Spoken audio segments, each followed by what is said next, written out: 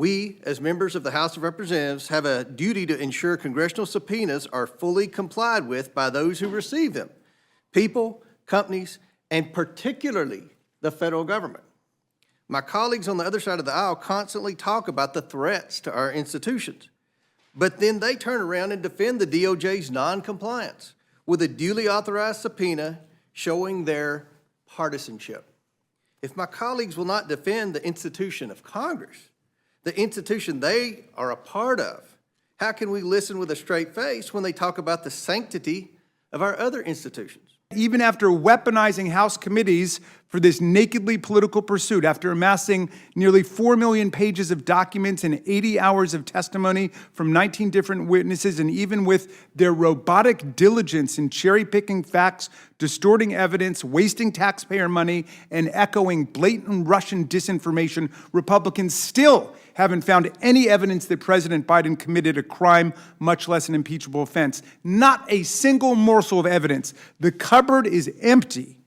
Last week, Republicans surrendered what was left of their floundering investigation, making half-hearted, last-ditch criminal referrals of the president's family members to the DOJ for some weak-tea gotcha accusations.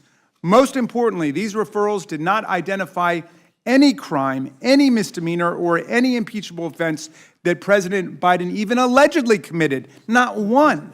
Now, in the wake of the collapse of this effort, they want America to believe that their 17-month impeachment quest failed, not because they had no relevant evidence of any identifiable impeachable offense, but because Attorney General Garland did not produce an audio tape of a book whose words they already possess and all of America can read. The Attorney General has given Chairman Comer all the information he has sought, and our do-nothing Congress is now finally about to do something, but it's something ridiculous and absurd. The White House has shown it is willing to alter transcripts to protect Joe Biden's image. It is insufficient to simply take the Justice Department at its word that the transcripts have not been altered. The Department of Justice does not get to decide how to comply with the subpoena, just as the people who receive subpoenas from DOJ cannot determine how they will comply.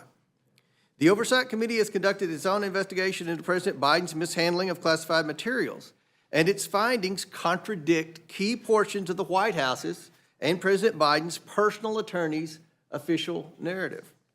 Months of investigating by the Oversight Committee have revealed the White House has attempted to withhold the truth from the American people.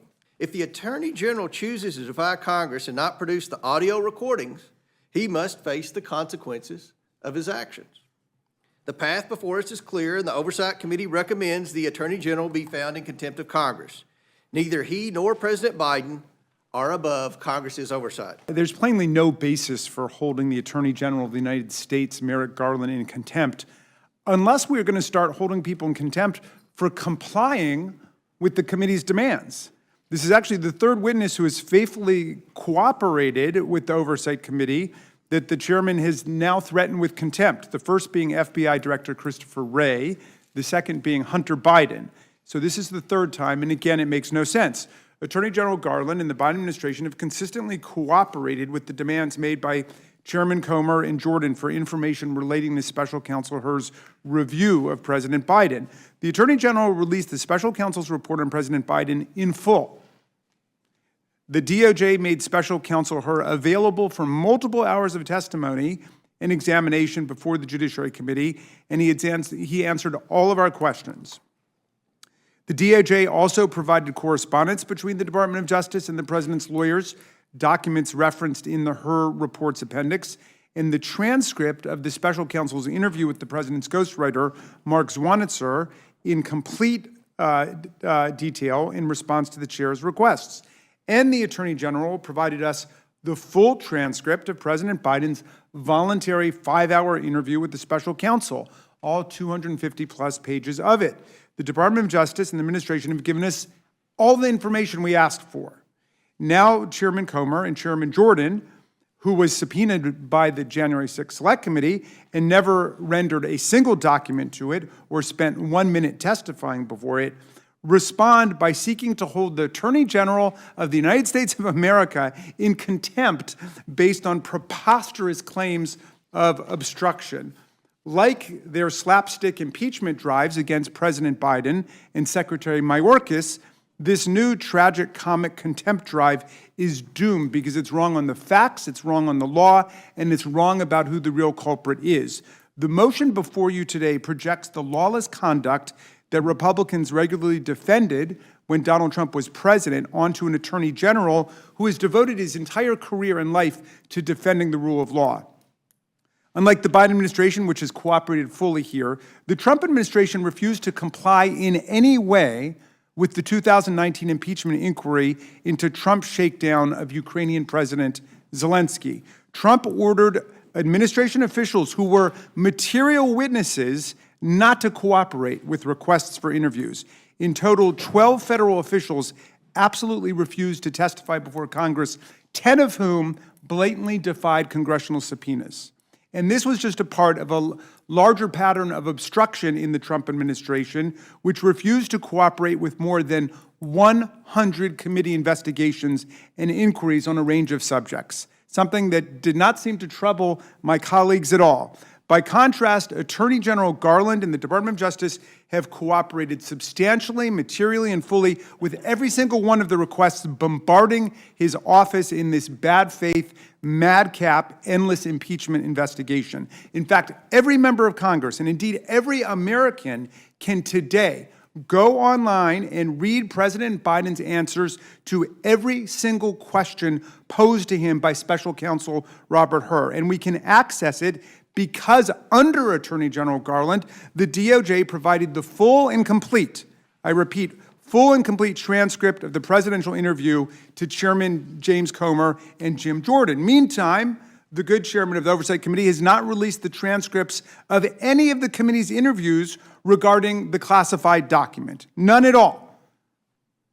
But Republicans have responded to Garland's striking good faith cooperation by trying to hold the Attorney General in contempt because they say they do not want to read the president's answers in the interview. They want to listen to the book on tape.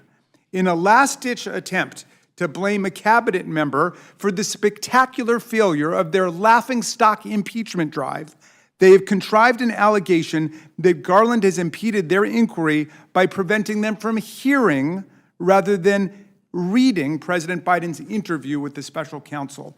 The claim falsely implies that reading the words written out across 250 transcript pages isn't enough, and that hearing them would somehow change the content of the president's interview or the meaning of his answers and suddenly reveal the holy grail of the 118th Congress, evidence of the still unnamed and unidentified impeachable offense they've been spending millions of taxpayer dollars looking for. In fact, they want to pour over 5 hours of President Biden's taped interview to search not for an impeachable offense, because they know that doesn't exist at this point, but for a verbal mistake, like a mispronounced name that they can turn into a political TV attack ad in the presidential campaign. They're about to hold the Attorney General of the United States of America in contempt for actually complying with the demands of Congress. I urge the committee to reject this request for a rule to bring